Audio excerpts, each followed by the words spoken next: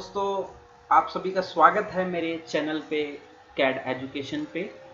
मैं हूं आपका हरिंदर सिंह और आज हम यहाँ पे प्रेजेंट हुए हैं फर्स्ट चैप्टर के थर्ड लेक्चर के अंदर। तो जी हाँ, फर्स्ट चैप्टर का थर्ड लेक्चर करेंगे एडवांस एक्सेल का। तो आप सभी को पहले तो मैं बता देना चाहता हूँ कि आप मेरे को ढूंढ सकते हैं यूट्यूब पे कैड एजुकेशन के नाम पे सर्च करके, यहाँ पे सर्च कर सकते हैं। आपको यहाँ पे चैनल दिखाई देगा, यहाँ पे मेरे पास ये चैनल है हमारा और ये लोगो है उसका। आप यहाँ पे इसके ऊपर क्लिक करके अपने पूरे रिलेटेड टू ऑटो कैड या कोई टेक्निकल सॉफ्टवेयर या कोई एडवांस एक्सेल, बेसिक एक्सेल, ठीक है, और वर्ड पैड, नोट पैड, बहुत सारी वीडियोस जो है मैं क्रिएट करके इसके अंदर डाल रहा हूँ। तो आप वहाँ से अपनी हाई क्लास की एजुकेशन यहाँ से ले सकते हैं। प्लस इनको सब्सक्राइब, इस चैनल को सब्सक्राइब कीजिए और जो भी डीप में सीखना चाहते हैं कोई भी सॉफ्टवेयर, तो आप उनको ये रिकमेंड जरूर कीजिए।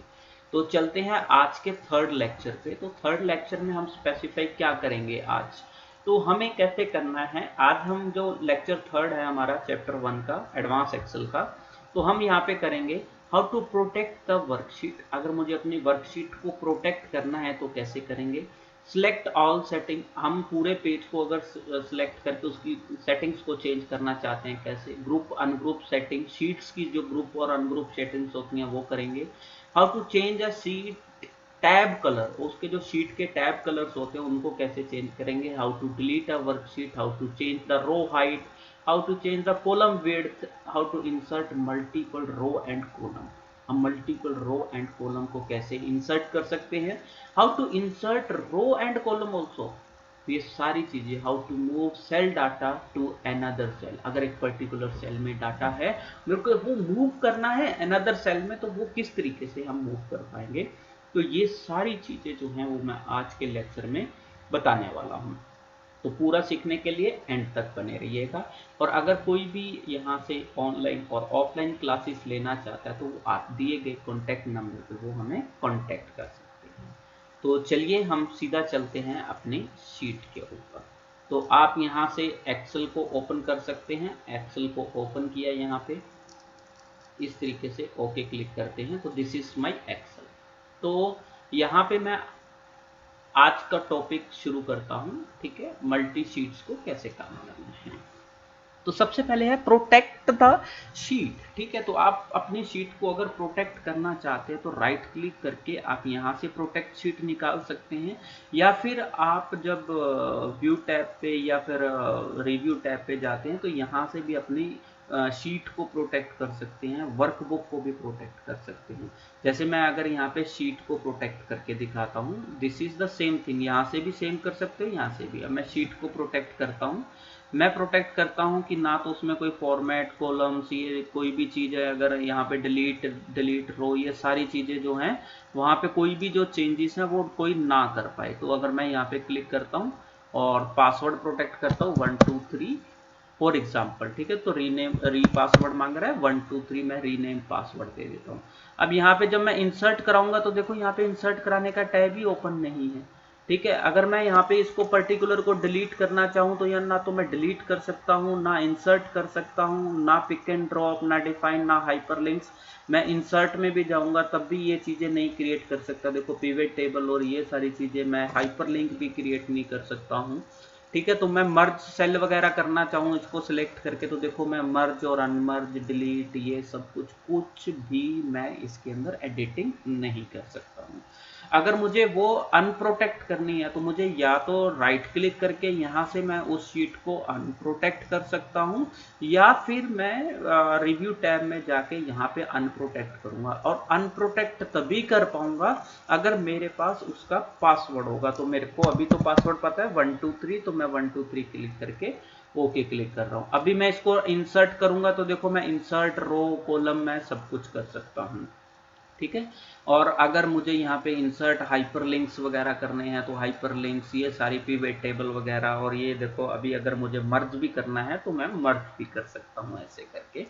तो आप इस तरीके से किसी भी पार्ट को आप प्रोटेक्ट करना चाहते हैं शीट को तो आप प्रोटेक्ट कर सकते हैं।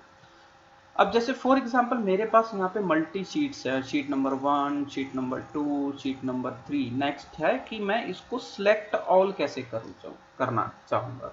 तो अगर मैं इसको पूरे कंट्रोल ए दबाता हूँ तो ये मेरी वर्कबुक सिलेक्ट होती है, लेकिन वर्कशीट सिलेक्ट नहीं होती है यहाँ से नीचे से।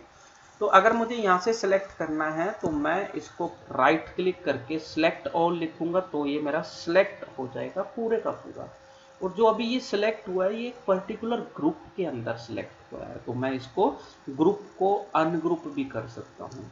यहाँ से मैं अनग्रुप करना चाहूँ तो मैं दोबारा से फिर एक एक सिलेक्ट कर सकता हूँ, या फिर एक अनदर तरीका है। वो कौन सा तरीका है, मैं कंट्रोल दबा के बीच में 2 को छोड़ देता हूँ ताकि को सिलेक्ट कर सकता हूँ।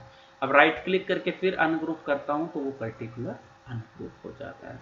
तो आप इससे पूरा सिलेक्ट ऑल सेटिंग्स भी कर सकते हैं, आप उसको ग्रुप और अनग्रुप भी कर सकते हैं। अगर मुझे किसी पर्टिकुलर शीट को डिलीट करना है तो ये दिस इज द शीट 1 2 3 4, तो इसको डिलीट करना है तो राइट क्लिक सेलेक्ट करूंगा और यहाँ से डिलीट ऑप्शन होता है, मैं इसको पर्टिकुलर डिलीट कर सकता हूँ। या शीट को सिलेक्ट करके आपके कीबोर्ड में भी एक डिलीट बटन होता है तो आप वहां से भी उसको क्या कर सकते हैं, डिलीट कर सकते हैं। दोनों से कैसे भी ऑप्शंस को आप सिलेक्ट करके उसको डिलीट कर सकते हैं।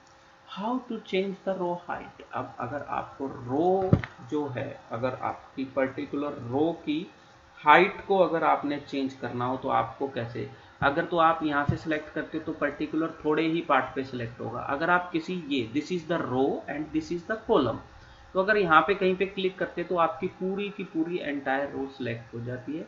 आप पर्टिकुलर इस पर राइट क्लिक करके यहाँ से रो हाइट भी ले सकते हैं।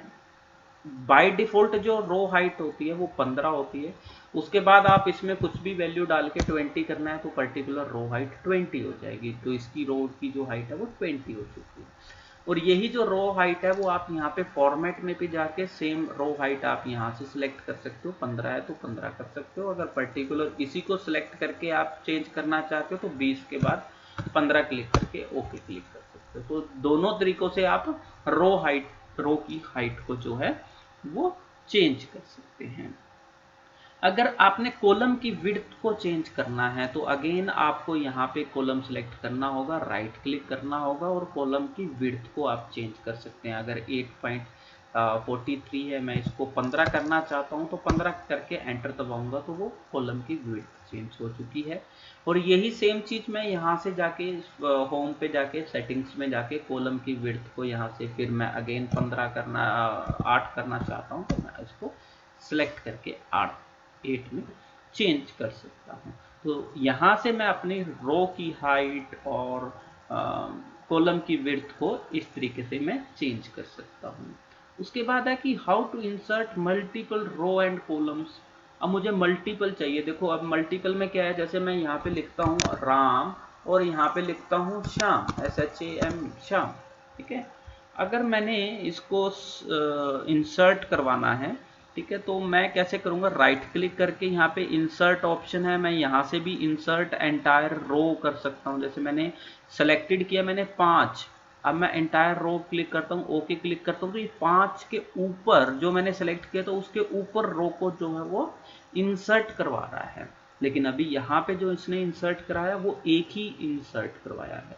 अगर मैं इसके ऊपर मल्टी रोज को सिलेक्ट करके, जैसे मैं यहाँ पे मल्टी रोज को सिलेक्ट कर दे रहा हूँ और उसके बाद मैं इसके ऊपर राइट क्लिक करता हूँ, जैसे मैं यहाँ पे सिलेक्ट किया ऐसे करके और 5 को सिलेक्ट किया और इंसर्ट किया, ठीक है, तो वो 5 जो हैं यहाँ पे इंसर्ट हो जाएंगी।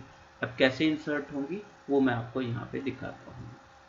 अब जैसे मैं यहाँ पे इसको सिलेक्ट किया ऐसे करके, ठीक है, अब मैंने राइट क्लिक किया और इंसर्ट पे जाके मैंने सेलेक्ट किया तो देखो ये 5 रो जो मैंने सेलेक्ट की थी वो शाम के ऊपर 1 2 3 4 5 6 रोज जो हैं वो इंसर्ट होती है। अब इंसर्ट करने जितनी मेरे को रो इंसर्ट करनी है सबसे पहले मेरे को उतनी रो सिलेक्ट करनी पड़ेंगी। फिर उसके बाद यहाँ कहीं पे राइट क्लिक करके इंसर्ट करा सकते हो या यहाँ पे भी राइट क्लिक करके इंसर्ट टैब में जाके आप इंसर्ट करा सकते हो, या फिर यहाँ से जाके इंसर्ट शीट या इंसर्ट रो भी है, जो भी आप यहाँ पे कराना चाहते हो तो वहाँ से भी करा सकते हैं। अब ये है हमारा मल्टीपल रो को इंसर्ट कराना। सेम चीज यहाँ पे भी मैं करा सकता हूँ। जैसे मैं यहाँ पे श्याम लिखता हूँ, मैंने श्याम लिखा, अब मैं राइट क्लिक करता हूँ तो इंसर्ट टैब में जाता हूँ और जब मैंने इंसर्ट किया तो कॉलम लेफ्ट साइड मेरा जो है वो इंसर्ट हो चुका है। ठीक है।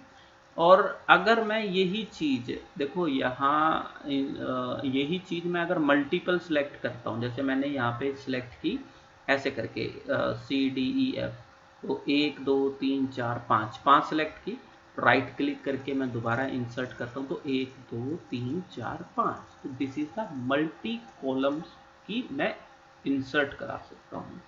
तो ऐसे करके आप इंसर्ट करा सकते हैं, सिंगल कॉलम भी और मल्टी कॉलम्स भी। तो ये है कि कॉलम को कैसे इंसर्ट करना है, रो को कैसे इंसर्ट करना है, और मल्टी कॉलम्स और मल्टी रो को कैसे इंसर्ट करना है। ठीक है। तो इसके बाद जो है हमारा लास्ट जो हेडलाइन है, that is the how to move cell data into another cell data. तो वो कैसे होगा, जैसे मैं यहाँ पे करता हूँ, मैंने यहाँ पे लिखा राम और नीचे मैं लिख रहा हूँ श्याम, तो मैंने राम और श्याम लिखा।